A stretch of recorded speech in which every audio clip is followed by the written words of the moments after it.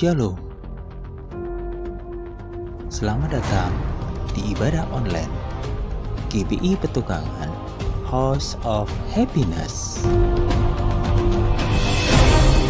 Untuk info persembahan, baik itu perpuluhan, persembahan umum, dan persembahan ucapan syukur serta diakonia, dapat Bapak Ibu lihat di layar saat ini.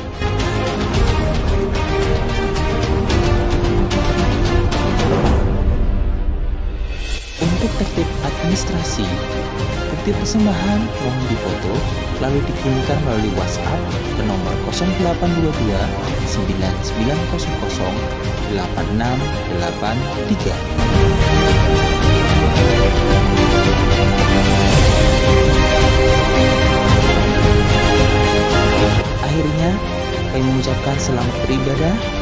Tuhan Yesus memberkati.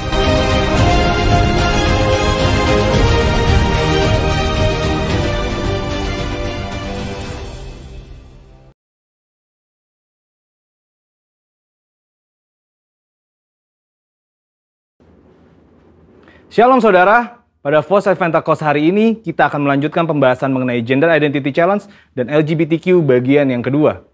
Saudara, kita semua harus mengerti bahwa gender identity itu berpengaruh pada perilaku seksual dalam hal ketertarikan fisik dan hasrat seksual seseorang. Maka dari itu kita semua harus mengerti bahwa gender identity seseorang harus benar terlebih dahulu, baru kita bisa membahas mengenai ketertarikan fisik dan hasrat seksual seseorang termasuk yang menyimpang seperti LGBTQ. Agar saudara lebih mengerti, ada perbedaan antara ketertarikan fisik dengan hasrat seksual. Ketertarikan fisik merupakan perasaan ketertarikan kepada seseorang karena faktor biologis atau secara fisik seperti penampilan, wajah, bentuk tubuh, suara, bau tubuh, tatapan, dan sebagainya yang bisa terjadi sesaat atau untuk waktu yang lama. Tapi yang saudara harus ketahui bahwa tidak selalu objek yang membuat ia tertarik selalu lawan jenis. Contohnya, ada seorang anak cowok yang ngefans banget sama boyband K-pop karena suara dan performa panggungnya. Sedangkan hasrat seksual adalah tindakan untuk merealisasikan ketertarikan fisik, baik itu bisa di dalam pikiran atau secara fisik berhubungan seksual. Ini merupakan suatu pilihan mau dilakukan atau tidak.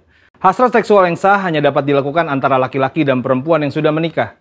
Dari sini kita bisa melihat bahwa gender identity merupakan kunci sebelum memasuki tahapan ketertarikan fisik dan hasrat seksual. Jika gender identity-nya sudah terjadi penyimpangan, maka secara otomatis ketertarikan fisik dan hasrat seksualnya terjadi penyimpangan. Jika ketertarikan fisiknya sudah benar sesuai organ reproduksi seksualnya, maka untuk merealisasikan hasrat seksualnya pun harus benar, yaitu hanya boleh dalam pernikahan. Sampai di sini terlihat sekali bahwa hasrat seksual LGBTQ, baik yang dituangkan dalam bentuk hubungan fisik maupun pikiran seperti fantasi dan juga semua hasrat seksual kaum heteroseksual yang terjadi di luar pernikahan, semuanya adalah salah dan merupakan dosa. Maka dari itu dalam Imamat 18 dan 20 ayat ke-10 sampai ke-21 jelas melarang segala perzinahan dan percabulan, ketertarikan fisik yang tidak wajar, dan pelaksanaan hasrat seksual yang menyimpang kepada orang tua, saudara kandung, saudara tiri, sepupu, sanak saudara, dan bahkan kepada binatang. Lebih lagi Tuhan Yesus dalam Matius 5 ayat ke-27 sampai 30 menegaskan bahwa jika seseorang memiliki hasrat seksual di dalam hatinya, meskipun belum direalisasikan dalam tindakan fisik, hal tersebut juga adalah dosa. Nah, sampai di sini mungkin saudara bertanya, bagaimana langkah pemulihan bagi mereka yang mengalami Gender Identity Challenge dan LGBTQ? Ternyata langkah pemulihannya sama dengan semua yang jatuh dalam dosa, yaitu bertobat, berbalik dari dosa, dan datang kepada Tuhan Yesus untuk pengampunan dosa, serta memberi diri untuk bertumbuh ke arah Dia. Dan juga dalam hal hasrat seksual, orang-orang percaya dipanggil untuk menyalibkan segala keinginan daging yang berdosa, serta mengendalikannya sebagai bagian dari disiplin rohani. Maka dari itu yang paling terpenting ialah bagaimana langkah kita sebagai anak mudanya Tuhan dalam menanggapi LGBTQ ini. Saudara bisa melakukan 3M. M yang pertama adalah mengasihi. Saudara pasti sudah sangat mengerti bahwa kita dipanggil untuk mengasihi sesama, namun mengasihi bukan berarti berkompromi terhadap kebenaran firman Tuhan. Karena tindakan untuk membenarkan perilaku penyimpangan seksual bukanlah tindakan kasih, melainkan tindakan menghancurkan. Untuk itu, GBI sendiri telah memandang disorientasi seksual kaum LGBTQ adalah dosa. Namun, GBI meyakini bahwa kuasa Yesus dan pekerjaan Roh Kudus mampu mengubahkan orang berdosa. Jadi, wujud kasih kita yang benar kepada kaum homoseksual bukan memandang perilaku itu benar berdasarkan hak asasi manusia, namun justru menolong mereka keluar dari perbuatan dosa itu sesuai 1 Korintus 6 ayat 9 sampai ke 11. Selain itu, gereja atau kita sebagai orang percaya dapat menjadi wadah dan sarana yang positif dalam melahirkan pertumbuhan iman dan penguatan nilai-nilai rohani yang baru.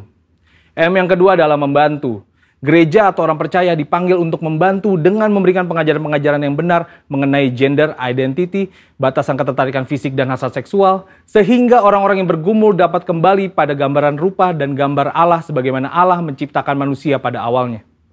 Dan M yang ketiga adalah mengingatkan. Sebagai komunitas orang percaya, saudara juga dapat saling mengingatkan bahwa perjalanan hidup orang Kristen adalah mencapai keserupaan dengan Kristus. Yang berarti bahwa proses pengudusan hidup tidak akan pernah berhenti di sepanjang kita hidup di dunia ini. Meskipun ada pilihan berbuat dosa, namun kita memilih untuk menghindari dosa tersebut. Kesimpulannya, Tuhan membenci serta menganggap dosa semua perbuatan zina, cabul, penyimpangan seksual, dan siapapun yang tidak dapat mengontrol hasrat seksualnya. Sebagai komunitas orang percaya, kita tidak dapat terhindar dari orang yang memilih hidup dalam penyimpangan seksual, namun respon dan sikap kita adalah tetap mengasihi mereka, membantu mereka untuk mengendalikan perilaku seksual mereka, serta mengingatkan bahwa perjalanan hidup setiap orang percaya adalah ke arah Kristus. Saudara, untuk penjelasan lengkapnya dari tim teologi kami, silakan cek link yang ada di atas atau scan QR Code yang tersedia. Salam integritas, Tuhan Yesus memberkati.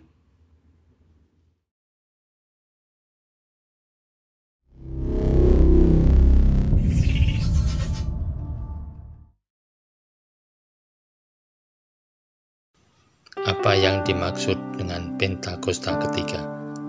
1. Pentakosta ketiga adalah pencurahan Roh Kudus yang dahsyat di zaman ini, melebihi yang terjadi di Azusa Street. Kedua, Pentakosta ketiga akan mengakibatkan penuaian jiwa yang terbesar dan yang terakhir sebelum Tuhan Yesus datang kembali. Ketiga, Pentakosta ketiga akan membangkitkan generasi Yeremia, yaitu anak-anak muda yang dipenuhi Roh Kudus, cinta mati-matian kepada Tuhan Yesus,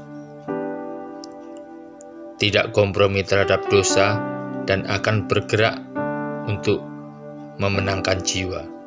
Keempat, Pentakosta ketiga lahir di Indonesia dan bergerak ke bangsa-bangsa. Gerakan ini dari timur ke barat dan akan kembali ke Yerusalem. Kelima, Pentakosta ketiga akan memberikan kuasa untuk menyelesaikan amanat agung, dan setelah itu Tuhan Yesus datang kembali. Mazmur 91. Demikianlah firman Tuhan, dalam lindungan Allah. Orang yang duduk dalam lindungan yang maha tinggi dan bermalam dalam naungan yang maha kuasa akan berkata kepada Tuhan, tempat perlindunganku dan kubu pertahananku, Allahku yang kupercayai. Sungguh Dialah yang akan melepaskan engkau dari jerat penangkap burung, dari penyakit sampar yang busuk.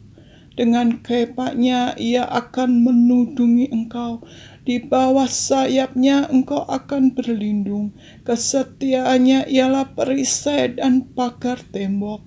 Engkau tak usah takut terhadap kedahsyatan malam, terhadap panah yang terbang di waktu siang, terhadap penyakit sampar yang berjalan di dalam gelap, terhadap penyakit menular yang mengamuk di waktu petang. Walau 1.000 orang rebah di sisimu dan 10.000 di sebelah kananmu, tetapi itu tidak akan menimpamu. Engkau hanya menontonnya dengan matamu sendiri dan melihat pembalasan terhadap orang-orang fasik. Sebab Tuhan ialah tempat perlindunganmu, yang maha tinggi telah kau buat tempat perteduhanmu. Malapetaka tidak akan menimpa kamu, dan tulah tidak akan mendekat kepada kemahmu, sebab malaikat-malaikatnya akan diperintahkannya kepadamu untuk menjaga engkau di segala jalanmu. Mereka akan menantang engkau di atas tangannya, supaya kakimu jangan terantuk kepada batu. Singa dan ular tedung akan kau langkahi, Engkau akan menginjak anak singa dan ular naga. Sungguh hatinya melekat kepadaku, maka aku akan meluputkannya. Aku akan membentenginya sebab ia mengenal namaku. Bila ia berseru kepadaku, aku akan menjawab. Aku akan menyertai dia dalam kesesakan. Aku akan meluputkannya dan memuliakannya. Dengan panjang umur akan kukenyangkan dia dan akan kuperlihatkan kepadanya keselamatan daripadaku. Shalom saudara terkasih dalam Tuhan. Shalom. Apa kabar hari ini? Luar biasa. Puji Tuhan. Saya percaya kita umat-umat yang diberkati Tuhan pasti baik. Amin. Biarlah kiranya kita tetap hidup dalam jalan-jalannya Tuhan, hidup dalam hari-harinya Tuhan. Terpuji nama Tuhan. Haleluya. Kita mau memuji Tuhan hari ini. Siapkan hati dan pikirannya, siapkan tubuhnya untuk memuji dan muliakan Tuhan. Haleluya. Mari mau bersorak bagi Tuhan.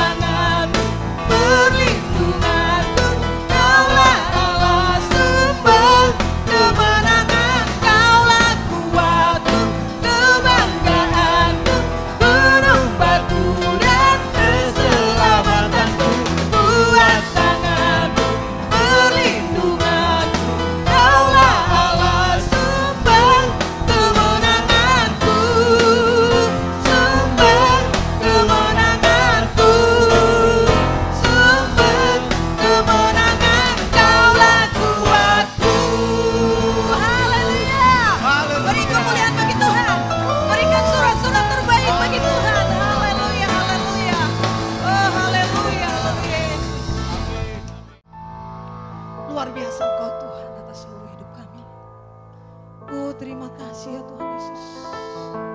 Terima kasih ya Loloya Shanda Kaya Labaya Lanasi.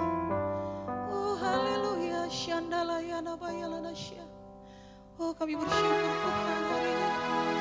Bersyukur atas segala kebaikan Tuhan atas hidup kami. Walai Shanda Kaya Labaya Lanashanda Sikia Labaya Lanasi. Oh haleluya Yesus, haleluya, haleluya Shanda Labaya Labaya Labaya Labaya Lanasi. Oh terima kasih Tuhan Yesus. Haleluya Shanda Kalabaya Lanasi Darabaya.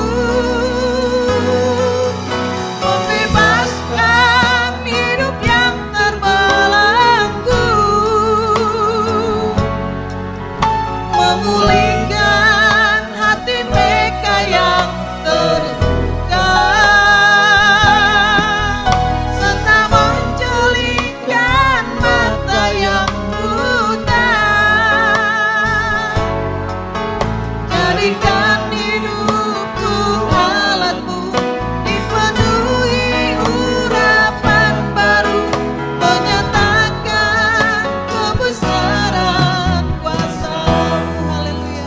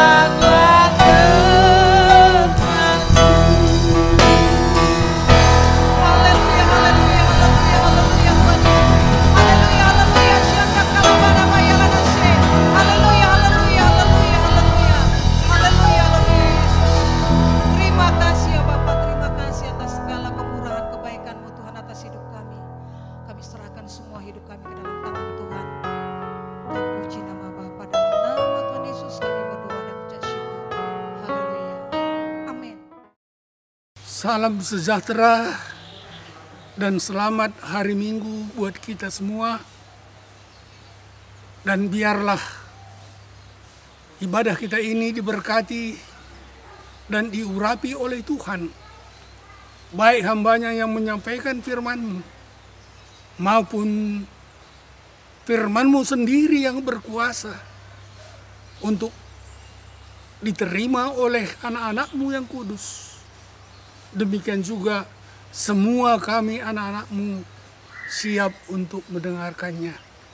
Dalam nama Yesus kami datang berdoa, dan di dalam nama Yesus kami mengucap syukur dan tenang untuk mendengarkan sabda-Mu. Amin. Saudara-saudara yang kekasih Tuhan kita Yesus Kristus, firman Tuhan yang akan menjadi renungan buat kita pada minggu ini akan diambil dari Markus pasal yang ketiga ayat 13 sampai dengan 19. Demikianlah firman Tuhan. Kemudian naiklah Yesus ke atas bukit. Ia memanggil orang-orang yang dikehendakinya, dan mereka pun datang kepadanya. Ia menetapkan 12 orang untuk menyertai dia, dan untuk diutusnya memberitakan Injil, dan diberinya kuasa untuk mengusir setan. Ke-12 orang itu, orang yang ditetapkan itu ialah Simon yang diberinya nama Petrus, Yakobus anak Zebedius, dan Yohanes saudara Yakobus, yang keduanya diberinya nama Boanerges, yang berarti anak-anak guru. Selanjutnya Andreas, Filipus, Bartolomeus, Matius, Thomas, Yakobus anak Alfeus, Tadeus, Simon orang Selot, dan Judas Iskariot yang mengkhianati dia. Demikianlah firman Tuhan. Diberkatilah orang yang mendengarkan firman Tuhan, terlebih yang melakukannya di dalam hidupnya. Saudara-saudara yang dikasihi Tuhan kita Yesus Kristus, tema yang akan kita pelajari, yang akan kita renungkan pada minggu ini, yaitu Boanerges, yang artinya anak-anak guru. Saudara-saudara yang dikasihi Tuhan kita Yesus Kristus, ke-12 murid Yesus, hanya 3 orang yang diberi nama baru oleh Yesus. Pertama, Simon yang diberi nama Petrus, yang artinya batu karang. Kemudian Yesus memberi nama kepada Yakobus dan Yohanes saudaranya. Mereka diberi nama Boanerges, yang artinya anak-anak guru, yang kita baca di dalam ayat 17 tersebut. Memang kalau kita pelajari dalam Alkitab, guru itu selalu menyatakan hal-hal yang dahsyat atau hal-hal yang spektakuler, hal-hal yang luar biasa, hal-hal yang istimewa, yang mempunyai arti dan makna di dalam kehidupan itu sendiri. Benar, Tuhan Yesus menyebut mereka anak-anak guru dengan maksud menjelaskan kepada kita bahwa hidup Kristen itu adalah hidup yang membawa pengaruh, hidup yang membawa arti dan makna bagi orang lain, bagi sekeliling kita. Hidup yang mempunyai arti, membawa dampak yang luar biasa bagi kehidupan masyarakat di dalam kehidupannya. Saudara-saudara yang dikasihi Tuhan kita Yesus Kristus, itu berarti bahwa setiap orang Kristen dimanapun mereka berada, mereka harus menyatakan sesuatu sesuatu yang berguna, yang berarti, bermanfaat bagi orang lain, bagi lingkungan, bagi sekitar hidup kita di tengah-tengah dunia ini. Sehingga kehidupan orang percaya itu hari demi hari akan mengalami hal-hal yang dahsyat dari Tuhan. Di dalam firman Tuhan hari ini, saudara-saudara, ada beberapa alasan mengapa Tuhan Yesus menyebut Yakobus dan Yohanes sebagai anak-anak guru, sebagai Boanerges di hadapan Tuhan. Mari kita simak, saudara-saudara. Yang pertama, mereka disebut anak-anak guru karena mereka merindukan perkara-perkara surgawi. Dan mereka siap bayar harga. Ini bisa kita baca di dalam Matius 20 ayat 28, di mana Yesus sendiri mau mengorbankan nyawanya. Melayani, dia datang melayani. Dengan kata lain, dia memberikan hidupnya yang sangat-sangat berarti bagi kehidupan manusia, bagi kehidupan dunia, bagi lingkungan di mana mereka tinggal. Yohanes dan Yakobus tidak hanya merindukan perkara duniawi, tidak sekedar hanya ingin menjadi murid atau tidak sekedar ingin hidup diberkati. Tapi mereka juga merindukan perkara-perkara surgawi. Atau dengan kata lain, mereka merindukan hal-hal yang berkenan bagi Tuhan Allah.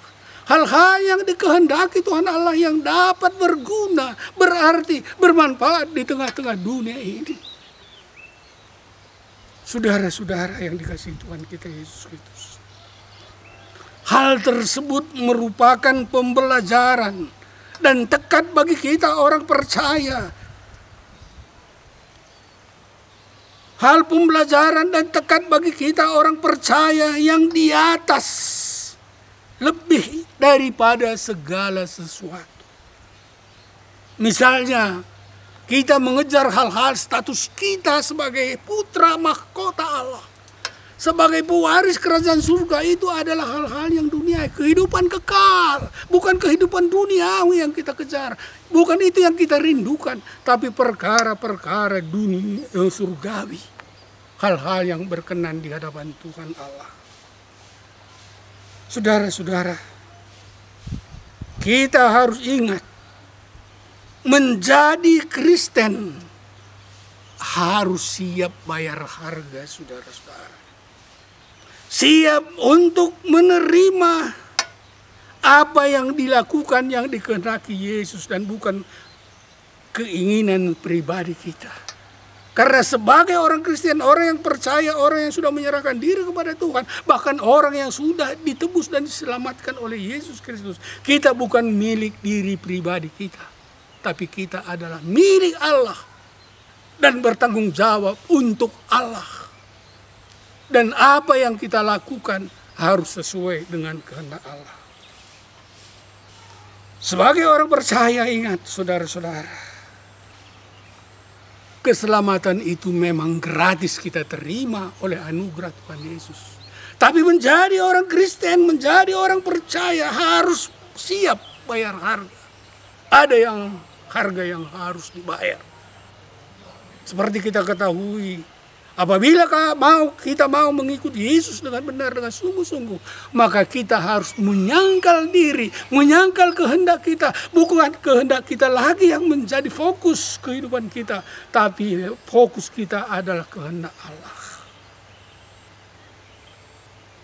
Di samping itu, sebagai orang-orang percaya, kita merindukan perkara-perkara duniawi, surgawi, yaitu kita harus bersemangat, tetap bergairah mengejar mahkota yang disediakan Allah. Di dalam Wahyu 3 ayat 10 dan 11 di sana dikatakan, mahkota-mahkota itu akan menjadi milik kita apabila kita sungguh-sungguh untuk merindukannya. Dan kita harus selalu berada di dalam takhta Allah. Sehingga kemuliaan Allah ada di dalam kita melalui takhta kemuliaan yang diberikan Allah kepada kita. Yang kedua, saudara-saudara, mengapa Yakobus dan Yohanes disebut anak-anak guru? Karena mereka rela kehilangan segalanya demi Kristus. Dan ini dapat kita lihat di dalam Matius 21 sampai dengan 22. Di sana Yesus memanggil mereka untuk ikut Yesus. Mereka langsung meninggalkan orang tuanya, meninggalkan harta pencahariannya, meninggalkan profesinya sebagai nelayan, meninggalkan perahunya karena perahunya adalah sumber kehidupan bagi mereka. Tapi mereka rela kehilangan segalanya demi mengikut Kristus. Saudara-saudara, kita lihat sendiri. Mereka mau bayar harga meninggalkan orang tuanya. Rela kehilangan segalanya untuk Kristus, saudara-saudara.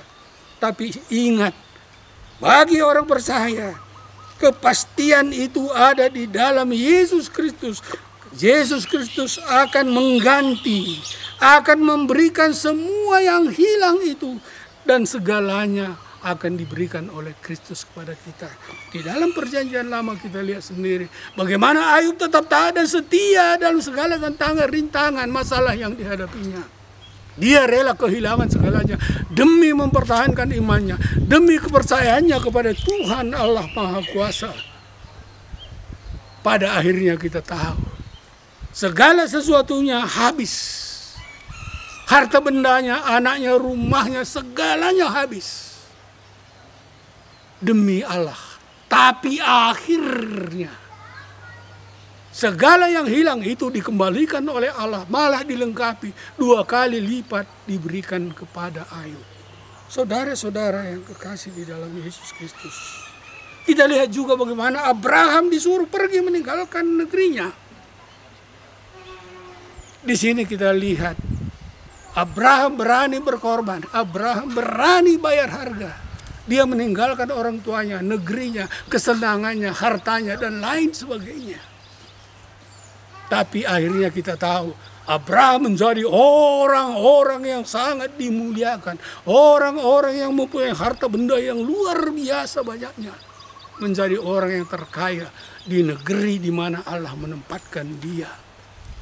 Saudara-saudara, yang ketiga, mengapa Boanerges, anak-anak guru, disebut kepada Yohanes dan Yakobus? Karena mereka hidup akrab dengan Tuhan. Firman Tuhan mengatakan orang yang akrab dan hidup dengan Tuhan adalah orang yang intim dengan Tuhan. Orang yang intim dengan Tuhan pasti akan melihat dan mengalami kuasa mujizat-mujizat Allah.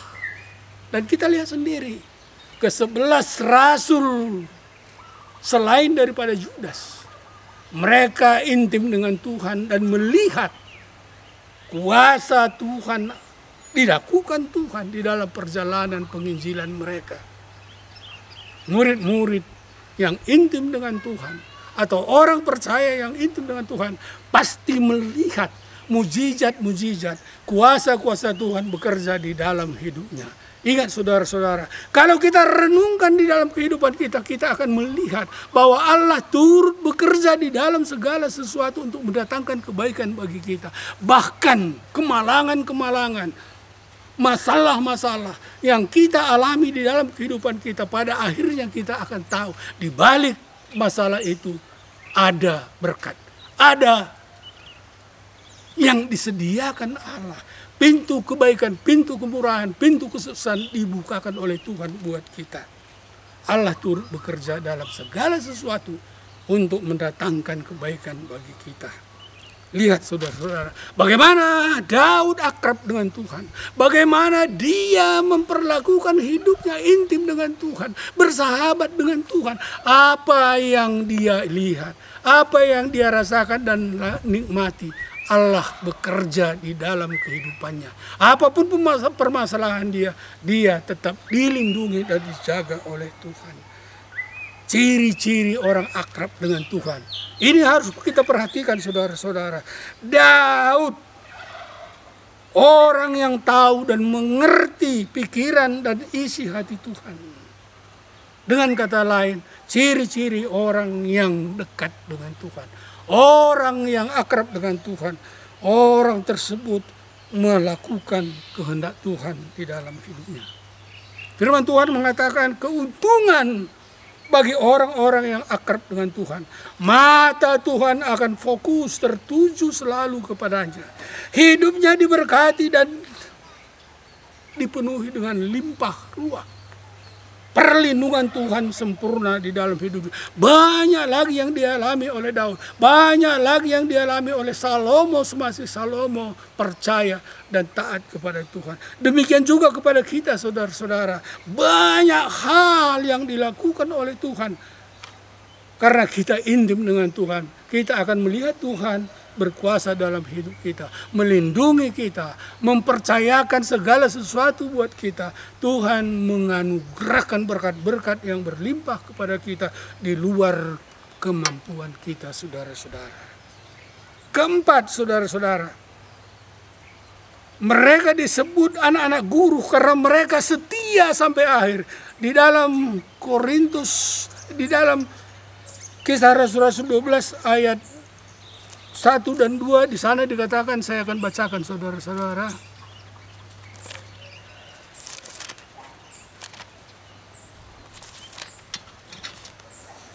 Kisah Rasul-Rasul 12 ayat 1 dan 2. Kira-kira pada waktu itu Raja Herodes mulai bertindak dengan keras terhadap beberapa orang dari jemaat.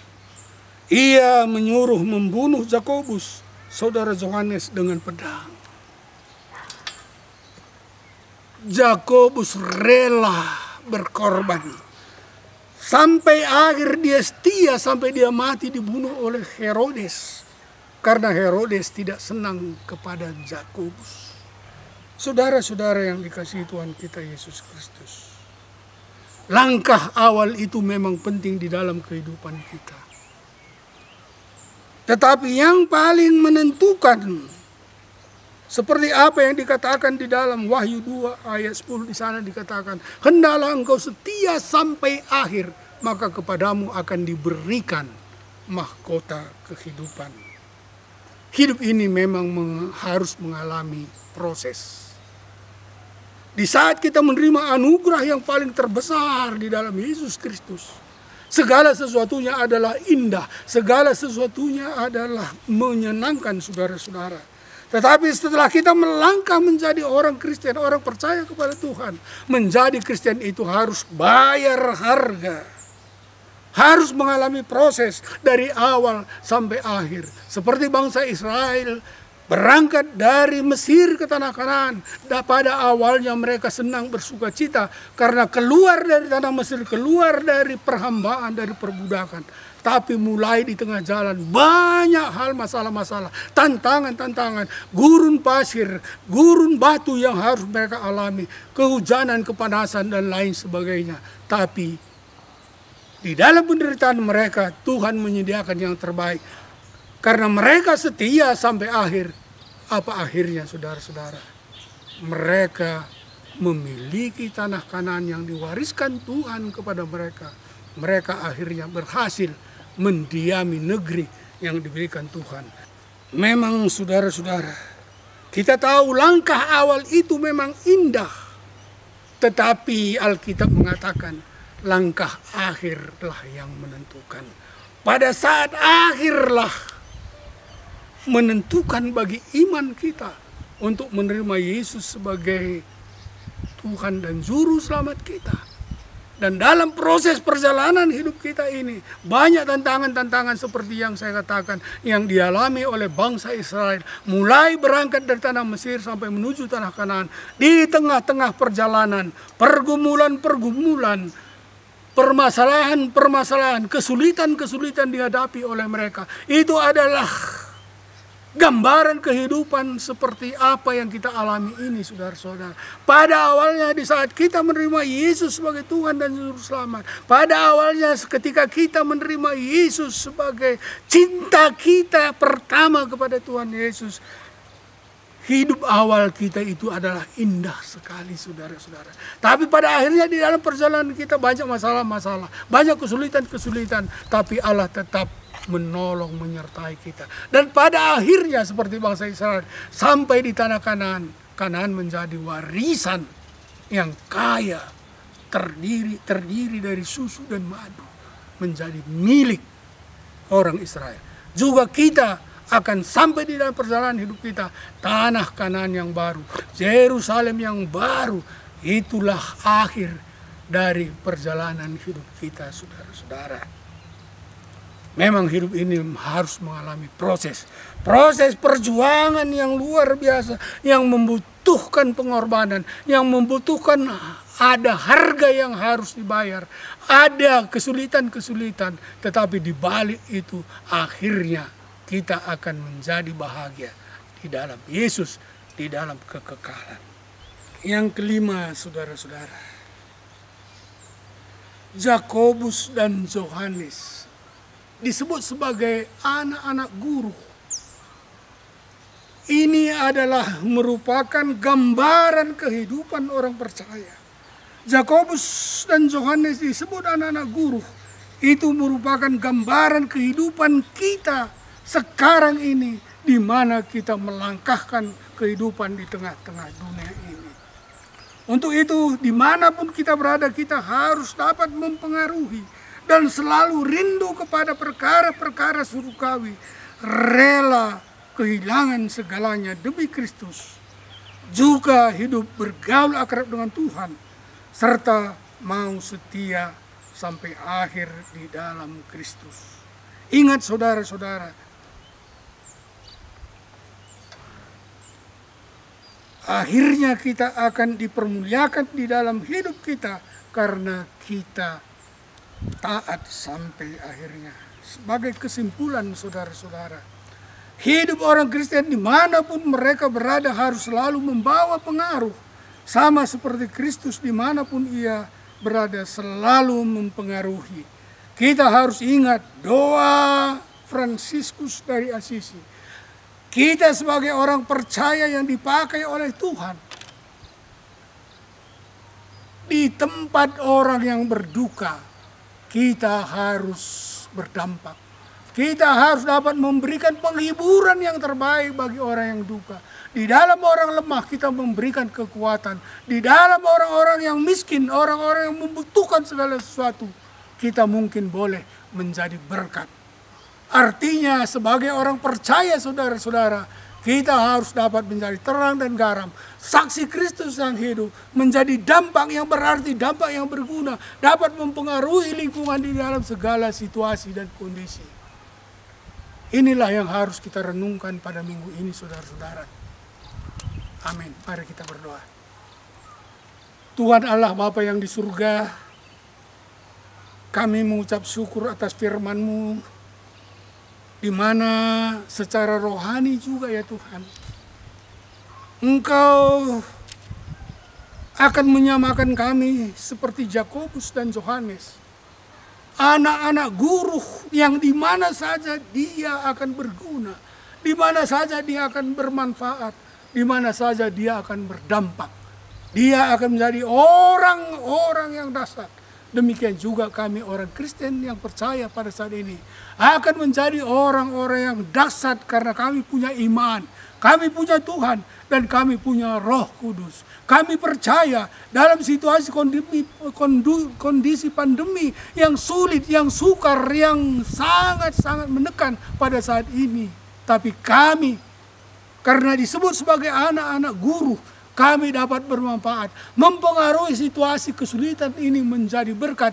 Karena kami hidup dengan tenang di dalam Yesus karena iman kami. Dan kami boleh menjadi berkat bagi orang yang membutuhkan. Orang yang sakit boleh kami doakan. Orang yang lemah boleh kami kuatkan. Orang yang berduka cita Kami datang sebagai penghibur yang sejati. Terima kasih Bapa. Pakai kami menjadi anak-anak guru yang bermanfaat, berdaya guna di tengah-tengah masyarakat. Khususnya dalam masa pandemi yang belum berakhir ini. Tapi kami percaya oleh tangan kudus Tuhan yang penuh kuasa dan kekuatan akan menjadikan kami berpengaruh, bermanfaat, berdaya guna di tengah-tengah masyarakat. Kami juga berdoa terhadap bangsa dan negara kami. Berkati dan urapilah pemimpin-pemimpin negara kami. Agar mereka tetap kuat, agar mereka tetap konsisten untuk bekerja, menanggulangi segala permasalahan-permasalahan yang timbul di tengah-tengah bangsa dan negara kami. Baik oleh oknum-oknum, baik oleh golongan-golongan yang tidak senang dengan presiden kami, dengan bangsa kami. Mereka mau menggantikan ideologi Pancasila dengan ideologi mereka sendiri. Tapi semuanya itu kami serahkan kepada Tuhan. Kami percaya kendali Indonesia ada di tangan-Mu. Dan kami percaya Indonesia tetap akan Kau kendalikan kepada jalan yang benar, arah yang baik, menuju kemakmuran, menuju kesejahteraan. Terima kasih Bapa. Pemimpin-pemimpin gereja kami juga kami serahkan dalam tangan-Mu. Kami percaya Engkau akan memberkati gembala sidang kami dan keempat wakilnya. Dan seluruh jajaran pemimpin-pemimpin rohani. Dari pusat sampai ke daerah. Dari yang tertinggi sampai yang terendah. Semuanya kami serahkan padamu. Kami percaya dan kami mohon. Biarlah kuasa Roh Kudus akan melindungi mereka dari segala virus corona. Dari segala penyakit. Dari segala permasalahan-permasalahan.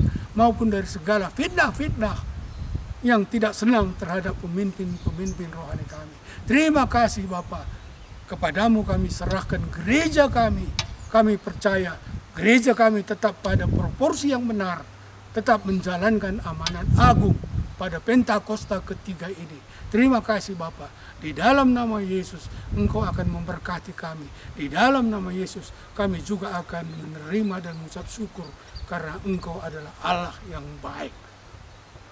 Dalam nama Yesus. Amin. Angkat tangan saudara. Terimalah berkat Tuhan. Kasih karunia yang berlimpah-limpah daripada Allah Bapa dalam anak yang tunggal Yesus Kristus. Persekutuan yang manis dengan Roh Kudus menyertai saudara sekalian mulai hari ini. Sampai Tuhan sudah datang menjemput kita di awan-awan. Dan bahkan sampai selama-lamanya. Yang percaya bersama-sama katakan amin.